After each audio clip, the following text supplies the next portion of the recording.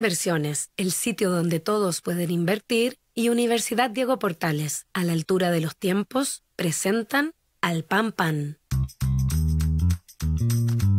En el Mostrador Podcast, debate y conversación para comenzar tu mañana. Al Pan Pan, con Mirna Schindler. Entrevistas con los actores de hoy. El Mostrador, el poder de la independencia.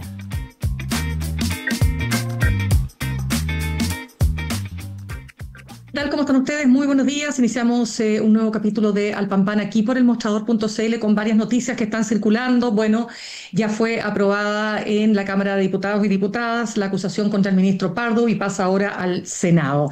Otro tema muy relevante que surgió ayer a propósito de una investigación de Ciberchile afecta directamente al diputado republicano Cristian Araya, y muy cortito, a partir de audios pinchados por el OS7 al conservador de bienes raíces de Puente Alto, Sergio Llaver, que a su vez está siendo investigado en la trama bielorrusa como por más bien lavado de activos, ¿no? Y en esos audios él dice que le pagó al diputado Cristian Araya una cantidad de dinero que es 1,7 millones de pesos, y entre las cosas que van surgiendo dice relación con que él habría tratado, este conservador, de incidir en el diputado para que el diputado votara en contra de la acusación contra el juez Antonio Ulloa, que recordemos fue finalmente destituido. Por supuesto que el diputado ha negado estos cargos, incluso ha dicho: yo voté a favor de la acusación constitucional, pero no queda claro de dónde salieron estos dineros, parte de lo que tendrá que señalar y contestar, por supuesto, en estas horas. Como siempre, los días jueves vamos a estar conversando, esta vez con nuestro editor general Héctor Cosio. Pero ahora nos queremos concentrar en toda esta reconfiguración, particularmente de las derechas, a partir de esta elección, de la primera vuelta, ¿no?, que dejó a Evelyn Matei, además, en quinto lugar. Vamos a estar hablando en instantes con Pablo Ortúzar, antropólogo y doctor en teoría política, pero antes saludamos a nuestros auspiciadores. La Universidad Diego Portales está acreditada por 6 años en nivel de excelencia y es una de las mejores universidades del país. Conoce más en admisión.udp.cl. Universidad Diego Portales, a la altura de los tiempos. Y te invitamos a suscribirte a nuestro canal de YouTube, @El Mostrador Podcast con B corta. Ahora sí, nos vamos a meter de lleno, ¿no es cierto?, no solo en esta segunda vuelta, sino también, como les decía, en esta reconfiguración con un partido republicano que es por lejos, ¿no es cierto?, la bancada más importante y que genera naturalmente un reordenamiento de las hegemonías de las derechas en el Parlamento. Y lo hacemos con el antropólogo, les decía, doctor en teoría política, magíster en análisis sistémico, investigador del Instituto de Estudios de la Sociedad y del Centro de Políticas Públicas de la Universidad Católica, Pablo Ortúzar. Pablo, ¿cómo estás? Gracias por estar con nosotros esta mañana. Hola, muy buenos días. Muy bien por acá. Muchas gracias por la invitación. Y, por supuesto, contarle a nuestros auditores que no solo llegaste a Chile, sino que vas a presentar un libro, que ya vamos a estar conversando acerca de ese libro. Pero déjame partir, Pablo, con una reflexión acerca de lo que nos muestra esta elección para las derechas. Por ahí leía una columna que decía: este choque, ¿no es cierto?, entre esta derecha liberal y conservadora que durante muchas décadas hizo una fusión respecto de la aparición de estas nuevas derechas, o como también se las llama, las ultraderechas. ¿Cómo ves la situación actual entonces de las derechas? Bueno, lo que termina pasando, ¿cierto?, es que la derecha... ahora, esto es una película un poco repetida, porque cuando uno mira la elección pasada, también la derecha liberal en el fondo corrió y salió quinta, y Parisi también salió tercero. Entonces, como que el grado de sorpresa que se manifiesta respecto a los resultados, que yo también lo experimenté, por cierto, se debería, muestra una muy mala memoria respecto digamos, a la historia muy recientísima.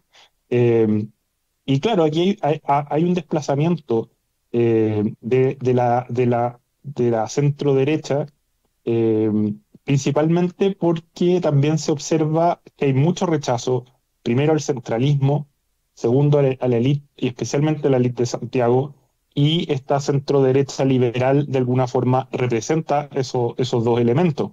Y eso se combina además eso es un problema que le pasa a todos los partidos, ¿cierto? Ujú. Con la disolución de sus bases. O sea, son partidos que no han hecho trabajo de bases en muchos años, en mucho tiempo, de manera sistemática, y en eso el Partido Republicano, por ejemplo, eh, que le lleva una ventaja impresionante. O sea, que José Antonio Kast lleva 15 años armando una base social sólida detrás de Republicano. Y eso lo distingue hoy día, creo yo, de la mayoría de los demás partidos.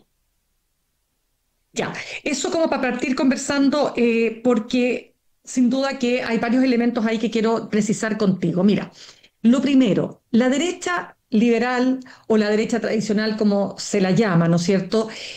Para ti queda en una posición que la obliga a armar una gran coalición o ser parte más bien y unirse a una gran coalición, como es la propuesta que ha hecho el ex senador Pablo Longueira, una suerte de todas las derechas unidas.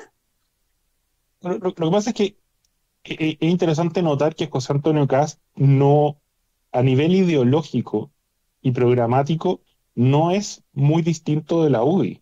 De hecho, no es distinto de la UDI, porque su visión es que la UDI se alejó de sus principios. Y lo que él reivindica son esos principios, o sea, los principios fundacionales de la UDI. Y su receta, además, para construir el Partido Republicano es exactamente la de Jaime Guzmán. Entonces, visto así, ahora, esto es política, entonces, visto Ujú. así, uno puede decir, bueno, hay completa afinidad ideológica, obviamente podrían ser socios, pero justamente porque son muy parecidos es que se crean las tensiones más duras, porque la existencia de uno hace peligrar la del otro. Ya, entonces tú dices, por ejemplo, que si, te lo voy a poner en los términos que se planteó en la campaña en primera vuelta, si Jaime Guzmán estuviera vivo, ¿habría votado por Cast? No, Jaime Guzmán lo asesinaron y está muerto. Entonces, Mm. y han pasado, y no sé, 35 años. Entonces es muy difícil hacer pero sí es cierto que Guzmán siempre fue de hacer política, porque la hermana Rosario, que falleció hace poco, en su libro ya dice que la principal inspiración, o sea, los libros que tenía Guzmán digamos, en el velador eran El Ujú. Principito y El Estado y la Revolución de Lenin. Y la verdad es que Guzmán, en su forma de hacer política, se parece mucho a la forma de hacer política de los partidos de cuadro, de los partidos de inspiración leninista. Entonces, siempre, que es muy chocante, por ejemplo, el Partido Comunista Chileno, siempre declaran sus objetivos, no esconden su programa, lo defienden públicamente de manera sistemática, y eso mezclado con un trabajo de bases permanente. Ya, Entonces, pero ya, perdón, te claro, interrumpo, pero no es lo que ha pasado en esta elección con José Antonio Cast. De hecho, él, comillas, ha escondido todo aquello que le puede generar conflictos en esta elección.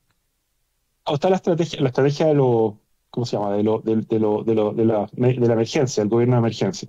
Pero la Claro. estrategia del gobierno de emergencia sí, en el fondo lo que está diciendo es, mm, necesitamos enfocarnos en estas prioridades y por dejar las otras que van a estar en el stock, pero no van a estar, no las vamos a actualizar en este momento. Eso es como y cada vez que le preguntan, dice, todos conocen mi posición en estos temas, pero esta elección no se trata de eso. Fue que al parecer se le atribuye esto a Esquela, y es una de las cosas que le dio unos réditos impresionantes a José Antonio Cast en estas elecciones. Ya, pero lo que te pregunto es lo siguiente, porque sigamos con el análisis respecto de qué tipo de derecha estamos hablando, ¿no? Porque él ha coqueteado con las derechas ultras del mundo, ha estado en estas conferencias ultraconservadoras, se ha manifestado a favor, por ejemplo, de Jair Bolsonaro, incluso cuando estaba siendo juzgado por este tema que lo termina condenando por el asalto a la sede de gobierno para efectos de, recordemos, ¿no? Este intento de golpe de Estado. Es decir, eso, el Víctor Urban, posiciones a favor de Marine Le Pen, de todos estos personajes, ¿no es cierto? Santiago Abascal. ¿Qué es eso? La UDI de Jaime Guzmán, ¿estaría ahí? Es muy difícil saberlo, por eso digo, Guzmán está muerto hace 35 años, Pero pero, para pero entender el sí, no, origen, digamos. lo que ha hecho, bueno, y en ese sentido, Kast también se ha ido moviendo, justamente. Cuando le preguntan ahora cuál es su referente mundial, dice, básicamente la primera ministra de Italia, ¿cierto? Entonces, hay una capitulación respecto a subirse eh, a este movimiento de nuevas derechas y liberales, como se podría decir. Eh, y él a nivel programático no tiene rasgos obvios propios de esas derechas. Entonces, yo creo que esto es más complicado. En el fondo, la campaña de la izquierda en contra de Kast se va a sostener en dos puntos. Uno ha sido, ¿cierto?, gobernabilidad, como la derecha no asegura gobernabilidad, no asegura paz social, y otro ha sido esta idea de que es la extrema derecha, que viene la extrema derecha y que hay que todos juntarse contra el fascismo, ¿cierto? Pero yo creo que la más débil es esa segunda, por Ujú. varias razones. Una, porque estos vínculos son bastante espurios, ¿cierto? Y porque al momento de definir qué es la extrema derecha, si uno es riguroso, básicamente tendría que ser uno tendría que poder remontar las posiciones de Kast a alguna de las vanguardias de los años 20 que terminan perdiendo la Segunda Guerra, ¿cierto? Que sería el fascismo o el nazismo, y cuando uno lo analiza no están esos elementos. Lo que sí, y al frente además está la candidata Jara, ¿cierto? Que viene del Partido Comunista, que también es una vanguardia de los años 20, con los mismos elementos, ¿cierto?, de esa época, y que es un partido que sí, y que tiene estos vínculos y que defiende, ¿cierto?, dictaduras como, qué sé yo, la cubana, la nicaragüense, la venezolana, Bielorrusia, Norcorea. Entonces no es una cancha en la que yo creo que les puede ir muy bien. El otro es un argumento que tiene más peso y que claro que merece más examen, el tema de Claro. la ¿De qué? gobernabilidad y la paz.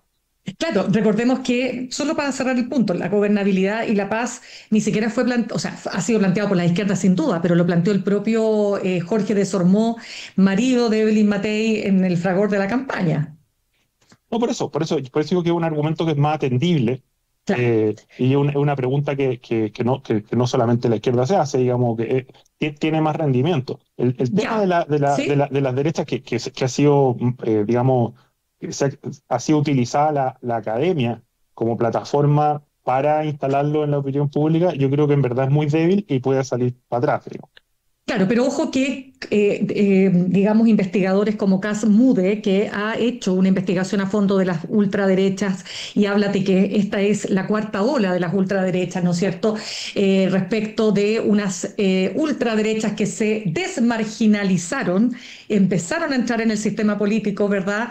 Dice en su análisis que no son homogéneas, entonces no se puede calcular así ya, entonces este es igual a este, en todos estos check, check, check, check, check, pero hay elementos que los unen.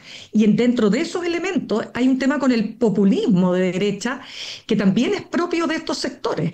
Y ahí es donde está puesta la prueba. Y esa derecha iliberal que dices tú, que coquetea con aspectos autoritarios, ¿no es cierto?, en la forma de ejercer el poder. Pero el problema con este tipo, la academia yo la conozco bien, y el problema con este tipo de cosas es que ¿Ya? aquí hay mucho malabar con conceptos que son sumamente amplios Ujú. e imprecisos. Entonces, pasamos de neoliberalismo a, qué sé yo, toda esta construcción que se hace en torno a cómo definir como extrema derecha a alguien, cosa que obviamente tiene intereses electorales también. Entonces, yo sería muy cuidadoso con ese tipo de conceptos. A mí si, porque en el fondo, si nos atenemos a la idea de que estas derechas tendrían que estar vinculadas al nazismo o al fascismo en sus propuestas, bueno, juzguemos desde ahí lo que hay arriba de la mesa. Ahora, cuál es un test importante a la hora de evaluar este tema del autoritarismo? Ujú. Obviamente la relación con el Parlamento, los congresos. Los gobiernos autoritarios siempre tienen malas relaciones o suprimen por completo los parlamentos o los congresos. Entonces, yo habría que ponerle atención a ese tema para en realidad comenzar a ver si es que estamos frente a un fenómeno autoritario o no, por ejemplo. Claro, ya, pero por ejemplo, tú dijiste algo interesante, que está claro que así ha sido, hay un giro, que ya no habla no está levantando figuras como Jair Bolsonaro, condenado además por intentar hacer un golpe de Estado, o de Víctor Orbán, que es un régimen claramente liberal o autoritario. Urban es el Perdón, del sur. Sí, sí, sí. Se mezcló con totalmente, los. Sí, Orbán, discúlpame. Pero también uno podría decir, y más cercano, ¿no es cierto?, a una figura como Meloni en Italia, Meloni. pero uno, Sí. claro, pero uno podría decir esto también es una táctica electoral. O sea, no es parte, no es que él haya cambiado su posición. Entonces, como no ha querido contestar preguntas que sean distintas a vamos a hacer un gobierno de emergencia, economía y seguridad, no sabemos si él realmente cambió o eso lo tiene ahí en barbecho porque no le conviene desde el punto de vista electoral. Porque a nivel de propuestas programáticas y Ujú. también del tipo de trabajo que él hace, es difícil representarse acá como una especie de fascista de nuevo corte, digamos. Yo creo que no es eso, por más que a uno le disguste, ¿cierto? Porque además ese es otro problema.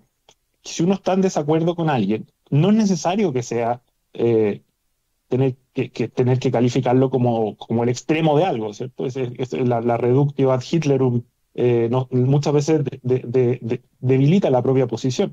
Yo creo que hay muy buenas razones para ser críticos de José Antonio Kast, pero no es necesario justamente, y por lo mismo no es necesario tratar de extremar esos argumentos hasta tratar de convertirlo en un fascista, porque no, yo creo que eso no está ahí.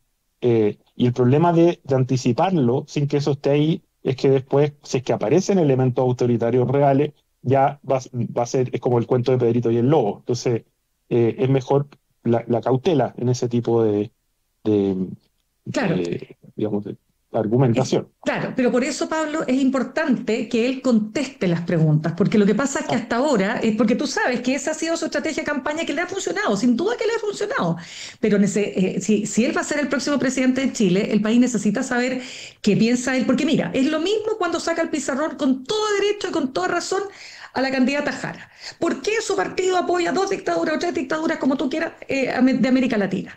¿Por qué? Entonces, lo mismo, bueno, ¿por y la, qué y la usted? respuesta de la candidata Jara ha sido sistemáticamente que habría que preguntarle a su partido, que ya milita ya desde los 14 años, pero en verdad, al parecer, no se enteró mucho de ninguna de Claro, estas cosas. pero Entonces, ya, está bien, incluso ha cambiado de opinión, te fijas, y dice ya no es dictadura, o sea, ya no es una democracia distinta, sino que en el caso de Cuba, ¿no es cierto? Pareciera ser que efectivamente hay una cuestión ahí que no sé cómo llamarla, pero se enreda, pero lo termina diciendo. Pero en este caso no sabemos, y te lo digo también por lo siguiente, Pablo, es que me interesa mucho tu posición acá porque tú te has dedicado a estudiar además estos temas. Mira, una columna de opinión del investigador Sebastián Soto, del Centro de Estudios Públicos, hablaba precisamente de estos liderazgos autoritarios y populistas. Y lo que más decía él, por ejemplo, esta exacerbación de la confrontación, esto de insuflar la disputa entre buenos y malos. Por ejemplo, bueno, eso lo hemos visto en el Partido Republicano cuando estuvieron en el Consejo Constitucional la mayoría, lo hemos visto en el Parlamento, eso de no querer llegar a acuerdos, de calificar a Chile Vamos como la derechita cobarde, porque finalmente terminan sacando adelante una reforma a las pensiones, ¿no? no, yo estoy de acuerdo, o sea, no, evidentemente aquí hay José Antonio Cast representa una derecha muchísimo más dura que Chile Vamos, y eso no hay duda de ello.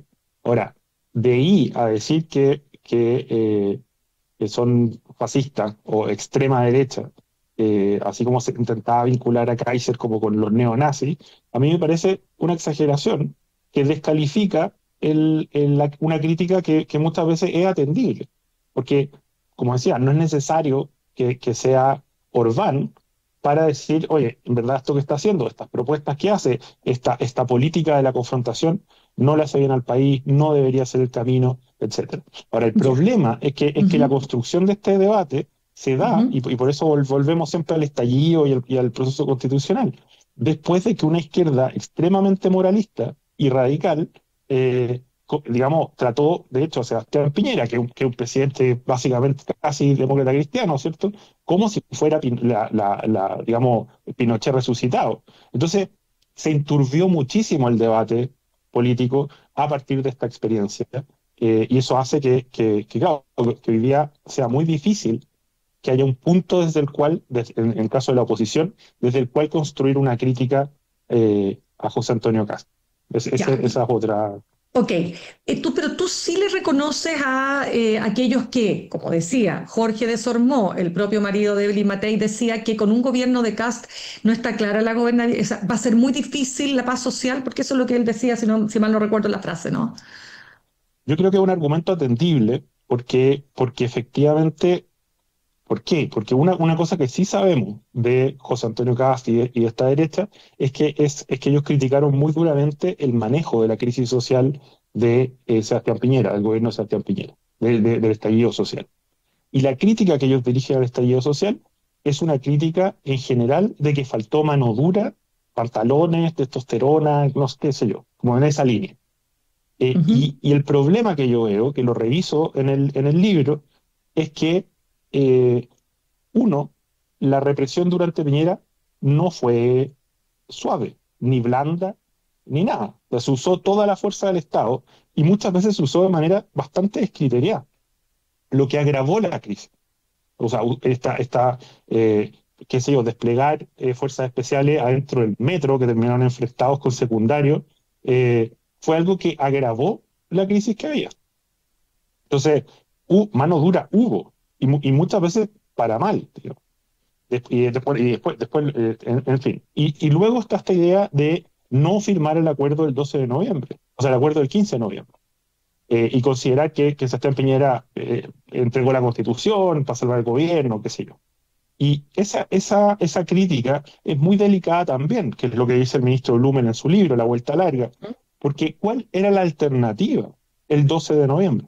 Era sacar a los militares, y sacar a los militares en un contexto de enfrentamiento, porque pues, eso fue una jornada de violencia extrema. Entonces, ¿cuáles habrían sido las consecuencias de hacer eso? A mí, esa es una de las preguntas que a mí eh, me quedan y una de las dudas que a mí me quedan respecto a la postura que adopta Republicano. Claro. Porque me parece que esa visión de que aquí lo que falta es mano dura y pantalones puede ser tremendamente contraproducente cuando se enfrenta a movimientos sociales, organizaciones de protesta, etcétera, etcétera. En Claro. otras áreas uno puede decir que lo reconoció Carolina Toa, ¿cierto? Nuestra ex ministra del Interior, dice, aquí falta mano dura efectivamente en algunas áreas, en la represión de ciertos fenómenos, pero eso no es como una receta general y en particular la crítica que se hace al manejo de la crisis del gobierno de Sebastián Piñera, yo creo que tiene fallas muy relevantes. Mira, Pablo, lo dice Juan Pablo Luna, lo ha dicho en cantidad de ocasiones, investigador de la Universidad Católica, cuando dice, cada vez, o sea, ganar una elección es fácil, si lo difícil es gobernar. Gobernar, Claro. exactamente. Y eso, tú sientes que, porque, pucha, que ha habido lista de supermercado en esta campaña, vamos a hablar de París y ya se nos va acabando el tiempo, pero tenemos que hablar de París, pero cuando tú dices que yo voy a echar a todos los migrantes irregulares, tú sabes que eso no lo va a poder hacer. Cuando dice que los niños nacidos en Chile con papás irregulares, bueno, se van y si no, los niños tendrán que ser llevados al Sename, ex Sename. ¿Cuán real es aquello? ¿Te fijas o no? Entonces, de alguna manera, estas políticas y estas ofertas les van a pasar la cuenta, dirías tú. Bueno, a todo. O sea, es que nos hemos acostumbrado a unas campañas absolutamente inflamadas, digamos. Ujú. Y después, porque por eso estamos en este ciclo. Se llega al poder con campañas inflamadísimas, después se decepciona a todo el mundo y vota por la oposición. Y vamos de oposición en oposición. Oye, Gabriel Boric, bueno, recordemos las promesas con las que llegó al poder. Y a los 6 meses ya casi no quedaba nada de eso. Nada. De hecho, y votó a favor, o sea, este gobierno aprobó casi un montón de leyes que el mismo Gabriel Boric había votado en contra como diputado. Entonces, que ese es otro tema, digamos, es la técnica a través de la cual hoy día se está llegando al poder deslegitima todavía más y orada todavía más la legitimidad de ese poder y por eso vamos de que se elige a la oposición del gobierno de manera sistemática. O sea, porque todos terminan decepcionados de los gobiernos porque los gobernantes llegan al poder prometiendo cosas que efectivamente no pueden cumplir. Ya, pues y ahí entonces preguntémonos por qué un fenómeno Parisi que lo único que hace es ofrecer cosas. ¿no es cierto? Bajar el IVA a los remedios, llegar, poner las minas antitanques o antipersonales en el norte, poner un barco para una cárcel. Cuestiones que de nuevo, o sea, ya, te la compro, suena increíble, pero sabemos que un barco cárcel es tan caro y es tan imposible que no es una solución, por ejemplo. Eso, ¿por qué crees tú que es premiado por la gente? El fenómeno París es muy interesante. Yo creo que hay que mirarlo más de cerca, porque él representa un tipo de indignación con los abusos. O sea, París está es un eco todavía del estallido, encuentro yo. Y si uno le pone atención, mira, en los debates presidenciales lo hizo súper mal, en los debates masivos. Pero si uno lo Ujú. mira en podcast, pues en política, hay un podcast de política muy bueno, Claro. en Comperas y Finanzas, las entrevistas a Parisi, él se muestra mucho más articulado y las propuestas, algunas son como el barco cárcel, que es claramente una locura, Ujú. pero que es una locura que funciona, porque en el fondo una cosa que a todo el mundo le asusta es que no me pongan la cárcel cerca, ¿cierto? Vimos el cierre de Punta Peuco que termina con protestas masivas por esta razón. Entonces, el barco cárcel soluciona ese problema, porque no va a estar cerca de nadie. Esa es la idea. Ujú. Eh, pero es un candidato mucho más articulado de lo que puede parecer. En el fondo, esto no es como... los votantes de París no son sujetos irracionales, que están alucinados, ni nada por el estilo, cuando uno mira en realidad cuál es el tipo pero sí, es una construcción partidista mucho más precaria, más débil que las demás, y claro, por algo eligieron 6 diputados la vez pasada y te llegaron con Ujú. cero a la nueva elección. Pero es un fenómeno que vale la pena mirar mucho más de cerca que simplemente descartarlo como populista, porque tiene algo de populismo sin duda, pero también tiene algo de popular. Y el elemento popular y la crítica a la élite santiaguina, la idea de que el sistema no está mal, pero sino que es el abuso y de estos grupos dominantes lo que está mal, el ver a los partidos políticos tradicionales como maquinarias de empleo y de apropiación de recursos, ¿cierto? De mediadores que se quedan con la parte del león. Todo eso es muy interesante. Y por eso digo que todavía es un eco del estallido y una indignación de clase media que los partidos políticos tienen que escuchar. Mira, yo creo que más que ir a chuparle los calcetines a Parisi, lo que deberían hacer los candidatos es tratar de entender la indignación que hay detrás del candidato, lo que Ujú. impulsa a este candidato. Y esa pega yo creo que no se está haciendo ni en el caso de Jara, y por ahora tampoco se ve que se está haciendo en el caso de Cast. Ya, o sea, en un discurso también súper simple, dices tú que él logra recoger el malestar que quedó ahí del estallido. Es una articulación del malestar que además es medio desconcertante porque no es Ujú. anticapitalista, es procapitalista, es individualista, es consumista, es la verdadera clase media chilena en muchos sentidos, indignada por los abusos del sistema y por lo que ellos leen como trampa, como oligarquías de izquierda y derecha que se dedican a ejercer labores de mediación en nombre de grandes ideales, pero que en realidad lo que hacen es apropiarse de recursos que son de todos los chilenos. Esa es la visión, más o menos, a grandes rasgos de esta. Entonces, no es Correcto. tan simplista tampoco. Son Por su- muchas las propuestas digamos, y hay como una articulación ideológica, ¿sí? ¿No? Claramente. Pablo, dos cositas muy chiquititas antes de cerrar, solamente no puedo dejar de preguntarte por esta segunda vuelta, que, claro, todo indica que efectivamente Cast tiene la carrera corrida. ¿Cómo lo ves tú? Es que, mira, de nuevo, si uno revisa a nivel de propuestas, Ujú. el programa de Parisi, en muchos aspectos, y los aspectos clave de esta elección, es más de derecha que el de Kast y que el de Kaiser. Como tú bien dijiste, en migración es durísimo, durísimo. En temas de seguridad es durísimo. O sea, están las cárceles islas, o sea, las cárceles barcos, Ujú. minar la frontera, deportaciones masivas. En todo eso, él le competía a Kaiser y ganó en las zonas más afectadas por la migración, por el descontrol migratorio en el norte. Entonces, visto así, uno diría, estos votos se deberían ir todos a Kaiser, o sea, a Kast, perdón. Ahora, pero con Kast hay un problema que es más bien personal, porque el partido de la gente lo que ha declarado también es que desconfían profundamente de lo que ellos ven como la élite de Santiago. Eh, Y obviamente Kast tendría que dar prueba de que él no trabaja para esa élite o que ese no es su grupo de referencia, digamos, a nivel de políticas públicas y de su perspectiva sobre el país. Entonces, con Jara hay problemas programáticos evidentes, o sea, ella representa casi todo lo que el Partido de la Gente declara estar en contra, pero hay cierta afinidad que ella va a tratar de buscar a nivel de la experiencia de vida y cosas así, que ella está mucho más cerca de una historia de vida de clase media que Kast. Y con Kast hay un problema personal al mismo tiempo. O sea, no hay problemas programáticos, pero sí hay problemas personales. Esa sería la forma de resumirlo. Ya, por supuesto, pero no, si sabemos que la campaña, o sea, a ver, lo decía Marta Lagos, hace algunos días yo conversaba con ella y me decía, mira, acá se puede ir de viaje, llega el último día de la elección, vota y gana igual. Pero siempre sabemos que, a menos que quede, claro, efectivamente hay algo que puede ser muy disruptivo. Se nos acabó el tiempo, pero déjame preguntarte por tu libro, porque Sí. sí, porque tú vas a publicar un libro, ¿no es cierto? Y tú dices que es lo mismo, entender a París y dices tú, no, lo decías también en una columna de opinión, pero respecto de Sí, tu libro, para poder hacer un mix ahí.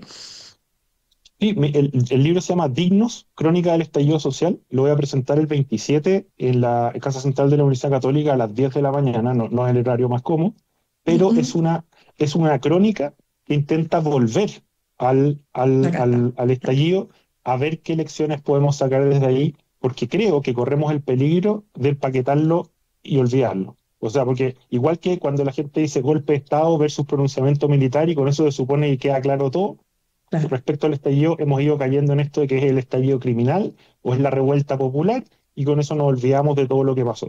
Creo que eso es un daño, porque lo que estamos viviendo hoy día está conectado con ese proceso y con las cosas que pasaron, y entonces, aunque moleste, hay que volver a pensar, hay que volver a ver lo que pasó. Son total. semanas tan llenas de eventos, tan Ujú. condensadas, que es imposible que alguien retenga eso en su memoria, ¿no? Pues en verdad el tiempo se vuelve infinito en algunas de las semanas de octubre y de noviembre. Entonces, hay que volver a examinarlas con detención, con ánimo crítico y con ánimo reflexivo, y esa es la intención de este libro.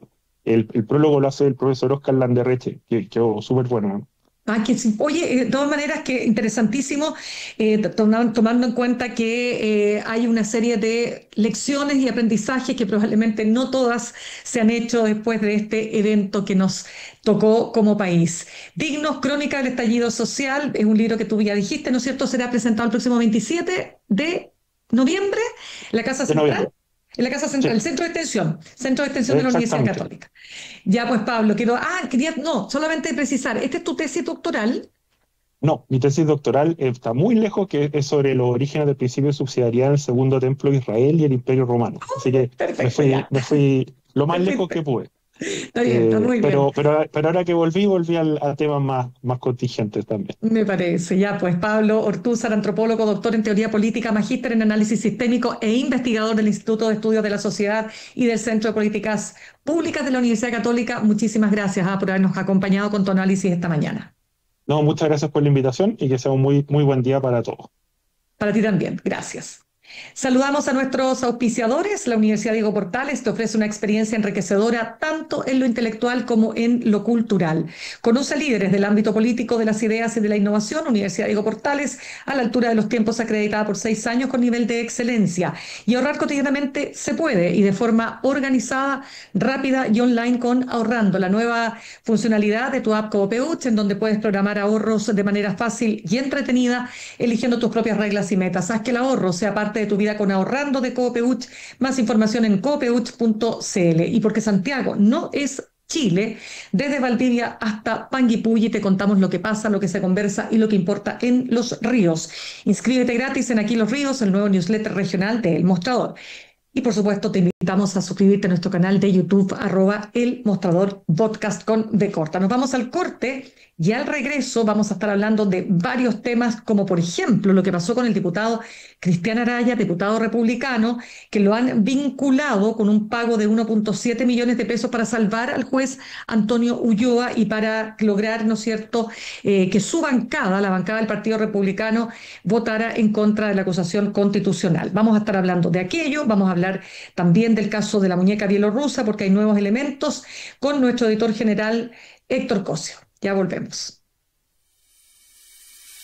En instantes, una nueva entrevista en Al Pan Pan con Mirna Schindler por El Mostrador Podcast, el poder de la transparencia.